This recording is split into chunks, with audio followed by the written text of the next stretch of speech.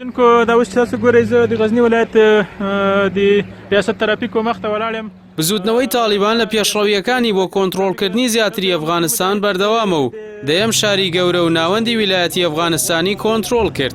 لە سەراسی نێودەوڵەتیش کاردانەوەکان بەردەوامن و لەو چوارچێوەیەدا ئەڵمانیا هەڕەشەی بڕینی هاوکاریە داراییەکانی بۆ کابوڵ دەکات. لە دوایین پێشهاتدا بزوتنەوەی تالیبان دەستی گر بەسەر شاری غەزنی کە تەنها 150 کیلۆمەتر لە کابولی پایتەختەوە دوورە. ئەحمەد فەقیری سەرۆکی ئەنجومەنی ویلایەتەکە ڕایگەیاند تالیبان دەستی گرتووە بەسەر شوێنە سەرەکیەکانی شارەکە، لەوانەش نووسینگەی فەرمانڕەوا و بارەگای پۆلیس و زیندانی شارەکە. پاش شکستێنانی لە شەردا داود لەغمانی وەلی ویلایەتی غەزنی بەڕێکەوتنێک لەگەڵ تالیبان شارەکەی بەجێهێشت. وەکو لە گرتە ڤیدۆیەکان دەردەکەوێت کاروانی ئۆتۆمبیلەکانی وەلی ویلایەتی غەزنی بەناو چەکدارانی بزوتنەوەی تالیباندا تێدەپەڕێت.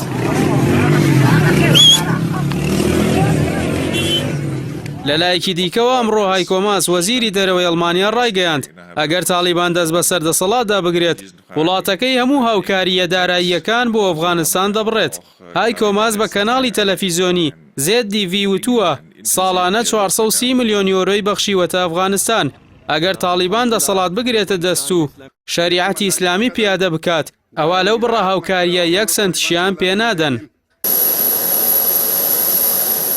هاوکات لە باڵیۆزخانەی تورکیاوە لە ئیسلاماباد خولوسی ئاکار وەزیری بەرگری تورکیا ڕایگەیاند باشترە فڕۆکەخانەی کابوڵ بە کراوەیی بمێنێتەوە و ئەو پلانەی لەو بارەیەوە دانراوە لە چەند ڕۆژی داهاتوودا شوێنەواری دەردەکەوێت. پێشتریش تورکیا داوای کردبوو لە پاش کشانەوەی هێزەکانی پەیمانی باکووری ئەتڵەسی ناتۆ هێزی وڵاتەکەی لە فڕۆکەخانەی کابوڵ جێگیر بکرێن، بەڵام تالیبان هۆشداریدا لەمانەوەی هەر هێزێک لە ئەفغانستان بۆ پارێزگاریکردن لە فڕۆکەخانە.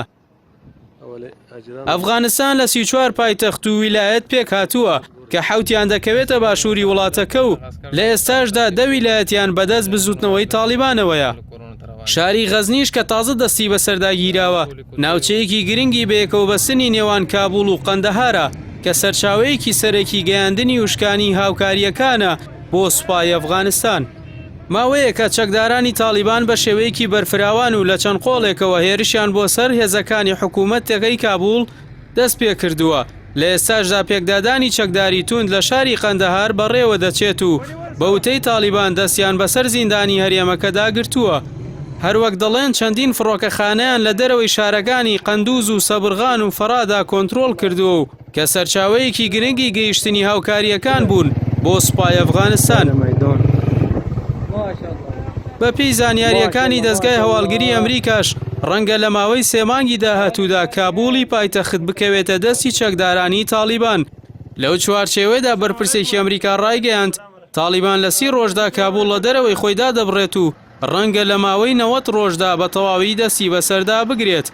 دوای ئەو دەستکەوتە خێرایانەی لەم دوایەنەدا بەدەستی هێناوە. ئەم ڕووداوانش لە کاتێکدایە بڕیارە بە کۆتاییاتنی ئەم مانگە دوایین سەربازی بیانی خاکی ئەفغانستان جێبهێڵێت.